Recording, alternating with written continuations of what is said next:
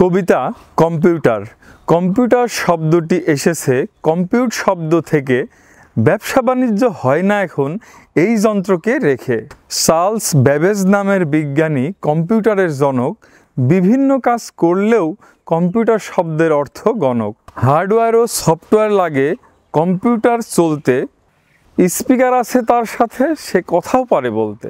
কেন্দ্রীয় প্রক্রিয়াকরণ এলাকা তার একটি অংশ। ভাইরাস কম্পিউটারের শত্রু, তথ্যকে করে ধ্বংস। সব যন্ত্রপাতি সংযুক্ত থাকে, তার নাম মাদারবোর্ড। টাইপিং করার জন্য কম্পিউটারে থাকে কিবোর্ড। ল্যাপটপ নামের কম্পিউটার আছে, তা করা যায় ভাঁজ। মাউস নামের ডিভাইস আছে, ক্লিক করাই তার কাজ। প্রধান মেমোরি হিসাবে এই যন্ত্রের সাথে থাকে র্যাম। ভিডিও সেটিং করতে হলে সাথে লাগে ওয়েবক্যাম। কম্পিউটারের ব্রেন হিসাবে কাজ করে প্রসেসর।